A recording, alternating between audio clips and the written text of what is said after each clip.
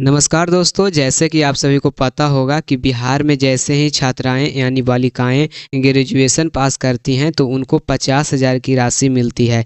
तो फाइनली अभी अभी लिंक एक्टिव हो चुका है। इस वीडियो में संपूर्ण जानकारी के साथ साथ यह भी आपको बताया जाएगा कि फॉर्म को कैसे ऑनलाइन करेंगे और आवेदन कैसे देंगे।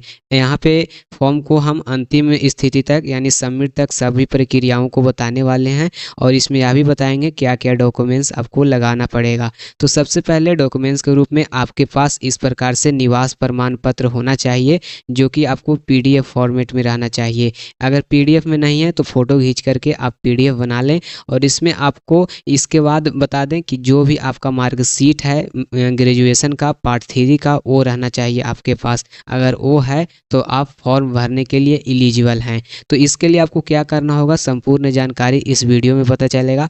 सबसे पहले आपको गूगल में आना है, मेगा सॉफ्ट लिखना है। मेगा सॉफ्ट जैसे ही लिखिएगा तो इस प्रकार से इंटरफेस दिखेगा। यहाँ पे आपको क्लिक करना है, इस प्रकार से आपको इंटरफेस फिर से दिखेगा। आपको बता दें वेबसाइट का लिंक आपको डिस्क्रिप्शन में मिल जाएगा, वहाँ से भी इस वेबसाइट पर आप आ सकते हैं।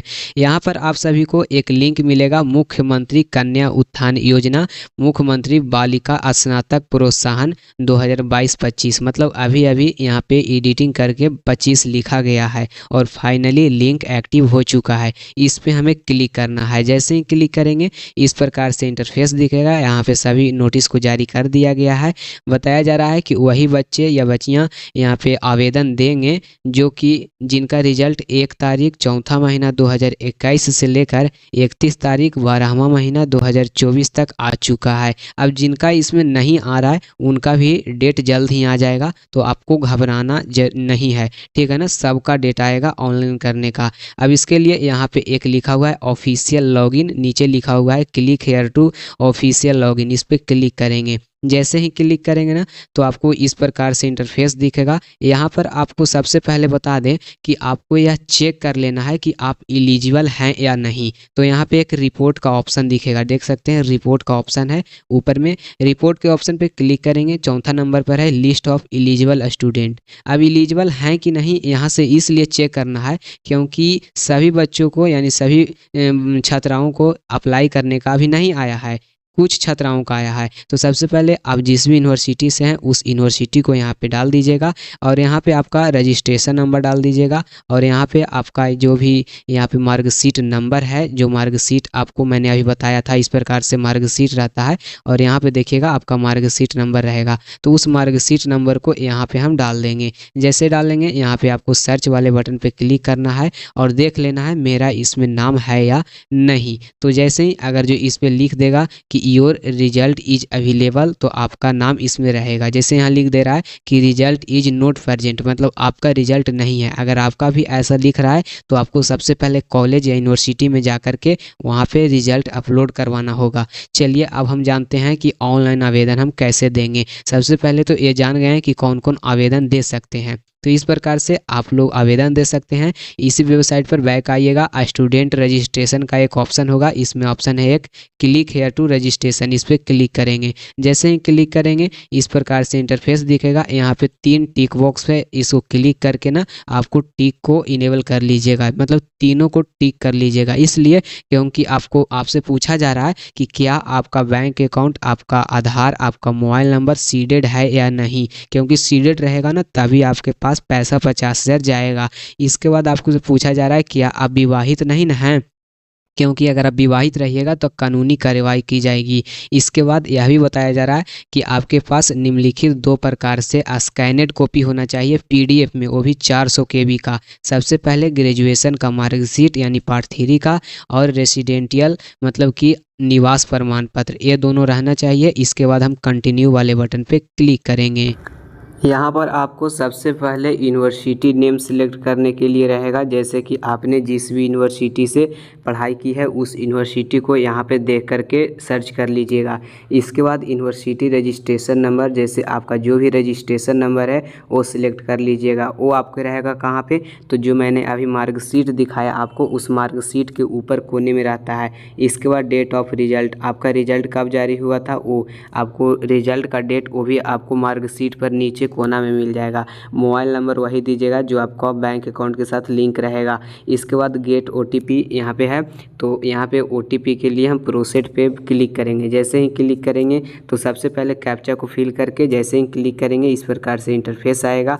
ओके वाले विकल्प पर क्लिक करेंगे। इसमें बताया जा रहा है कि आपके मोबाइल नंबर पर एक OTP चला गया है, इस पर ओके करेंगे और यहाँ पे हम कैप्चा के नीचे देखिएगा तो यहाँ पे आपको OTP डाल देना है। जैसे ही डाल करके मोबाइल OTP वेरीफाई पे क्लिक कीजिएगा। इस प्रकार से आपको इंटरफेस दिखेगा, सभी जानकारी फिल रहेगा। जब यहाँ पे आपको marksheet number, date of birth आपको डालना है सिलेक्ट करके, आपका नाम डालना है, आपके पिताजी का नाम डालना है, आपका नाम अच्छे तरह से डालिएगा, सभी जानकारी को अच्छी तरह से डालिएगा। जेंडर में फीमेल ही रहने दीजिएगा। ईमेल ID डाल दीजिएगा, आप जिस भी जिला से हैं वो डाल लीजिएगा, आपका ब्लॉक माने प्रखंड कहाँ है।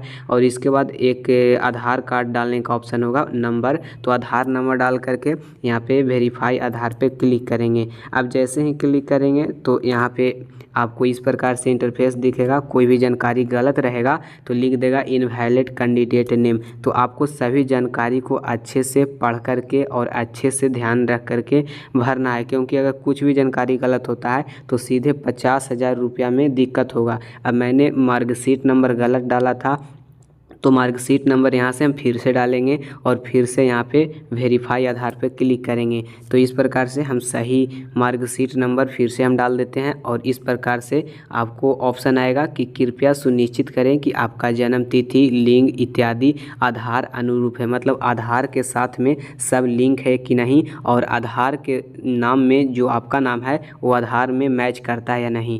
अगर हाँ तो यहाँ पे ओके वाले विकल्प पर आपको क्या करना होगा, क्लिक करना होगा। और यहाँ पे एक जानकारी और दे दूँ आपको कि जितना भी आपके डॉक्यूमेंट्स होगा, जितना भी मार्कशीट से लेकर आधार कार्ड तक, सब में आपका नाम सेम होना चाहिए। अब ओके पर जैसे ही क्लिक करिएगा इस प्रकार से इंटरफेस दिखेगा। यहाँ पे यूनिवर्सिटी नेम, आपका नाम, डेट ऑफ बर्थ सब कुछ दिखा देगा। नीचे अपलोड डॉक्यूमेंट्स में आपको रेसिडेंटियल जो रहेगा, मतलब निवास प्रमाण पत्र का नंबर और फिर निवास प्रमाण पत्र कब बनाए थे उसका डेट आपको वहीं पे मिल जाएगा निवास प्रमाण पत्र में। इसके बाद यहाँ पे निवास प्रमाण पत्र आपको अपलोड कर देना होगा, जो कि 400 KB के अंदर ही अपलोड कीजिएगा तो यहाँ पे अपलोड हो जाएगा। और नीचे आइएगा तो यहाँ पे आपको ग्रेजुएशन का जो पार्ट 3 का मार्कशीट था वो आपको 400 KB के नीचे ही आपको अपलोड करना है। सबसे पहले फ़ोटो खींच लीजिएगा, फ़ोटो करके आपको PDF में कन्वर्ट करके अपलोड कर देना है। नीचे कैप्चा का एक ऑप्शन होगा, इसको यहाँ पे भर देंगे और भरने के बाद यहाँ पे रजिस्टर हेयर पे क्लिक करेंगे। जैसे ही क्लिक करेंगे तो यहाँ पे ऑप्शन आ जाएगा एडेड सक्सेसफुली, मतलब आपका जितना भी जानकारी था, जितना भी एप्लीकेशन था सब एडेड हो चुका है। ओके पर क्लिक करेंगे, इस प्रकार से इंटरफेस दिखेगा और कोना में यहाँ पे देखिएगा तो आपको पता चलेगा कि रजिस्ट्रेशन सक्सेस हो चुका है। यहाँ पर आपको 2 ऑप्शन मिलेगा, नीचे देखिएगा प्रिंट का ऑप्शन होगा और उसी के बगल में देखिएगा तो क्लिक हेयर टू कंटिन्यू का ऑप्शन होगा। यहाँ पे प्रिंट पर क्लिक करके आप इसे प्रिंट रख लीजिएगा, भविष्य के लिए सुरक्षित रहेगा।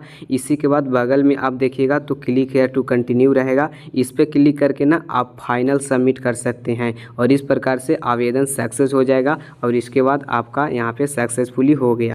फॉर्म भरने के बाद आपको यह देख लेना है कि मेरा एप्लीकेशन स्टेटस कैसा है। तो सबसे पहले इसी लिंक पर आना है, यहाँ पे click here to student registration का ऑप्शन होगा, इस पर क्लिक करेंगे और स्टेटस देखने के लिए यहाँ पे ऊपर में देखिएगा स्टूडेंट का एक ऑप्शन मिलेगा, इस पर क्लिक कीजिएगा तो यहाँ पे सबसे नीचे आएगा चेक रजिस्ट्रेशन स्टेटस, इस पर क्लिक करेंगे और यहाँ पे बताया जा रहा है सबसे पहले आपको यूनिवर्सिटी सिलेक्ट करना है। तो चलिए यूनिवर्सिटी सिलेक्ट करते हैं और यहाँ पे रजिस्ट्रेशन नंबर हम डाल करके गेट स्टेटस पर सिलेक्ट करके करेंगे तो आपको यहाँ पे पता चल जाएगा मेरा स्टेटस कैसा है।